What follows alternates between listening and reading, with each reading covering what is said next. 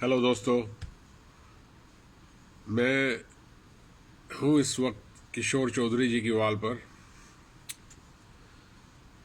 Not KC, the Kishore Chaudhary, जो उनकी दो साइट्स है ना, एक केसी के नाम से, एक किशोर चौधरी के नाम से। किशोर चौधरी के नाम से जो है, उन्होंने 13 नवंबर 18 की एक पोस्ट है, वो मैं आप सबके साथ शेयर कर रहा हूँ। केसी ने क्या लिखा, कहते हैं कि जिस बरस वह लड़की मिली थी, मैं उस बरस की तस्वीरों तक गया।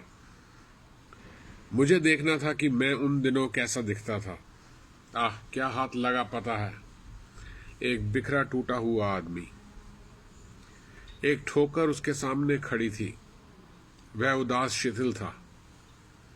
वह ना आगे बढ़ पाता था, ना ही लौटना उसके बस की बात थी। ऐसे हाल में भला क्या किसी को वे बातें पसंद आई होंगी जो रिस रहे खून की तरह बहती गाढ़ी स्याही से लिखी थी। कभी कभी स्याही से नमी की तरह जीवन से प्रेम उड़ जाता है, गाढ़ा बिछो शेष रह जाता है।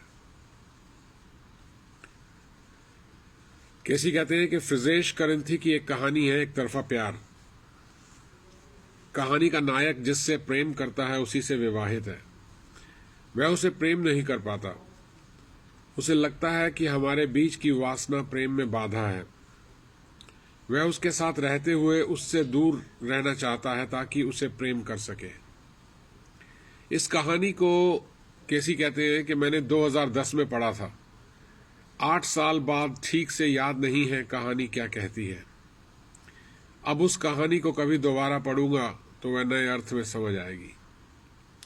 जैसे हम जिनको खो चुके हैं उनसे नए सिरे से मिल सकें तो वे काफी अलग जान पड़ेंगे। हमें लगेगा कि जिन बातों के लिए दुखी रहे, वास्तव में वे ऐसी थी ही नहीं कि कोई दुख हो। हम खुद को ना समझ पाकर मुस्कुरा उठेंगे, हमने ये क्या किया। तस्वीर 25 अप्रैल 2013 की है। दुख के घने पतझड़ का मौसम था।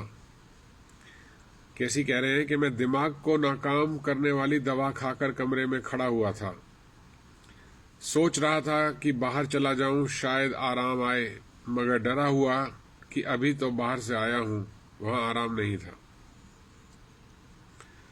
यही कोई दिन का 1 बजा था। समय बदलता रहता था लेकिन दिन आगे नहीं बढ़ते थे, वे ठहर गए थे। दवाएं अच्छी थी। दवाओं को खाने के बाद मुझे लगता था कि सर के भीतर घोड़े की नाल लगा दी गई है। सर पत्थर जितना सख्त हो गया है। आसपास से गुजरते लोगों को देखकर कुछ महसूस नहीं होता। दुनिया बेजान चीजों से भर गई है। मैं हाथ बढ़ाकर कुछ भी छूना नहीं चाहता। धूप में बैठ जाता हूं तो धूप नहीं लगती। पसीना आता रहता है और हवा उसे सुखाती जाती है। कभी मुझे अपने आप पर दया आती थी। मैं अपने हाथ को दूसरे हाथ से छूता और कहता कि एक दिन सब नॉर्मल हो जाएगा। सब।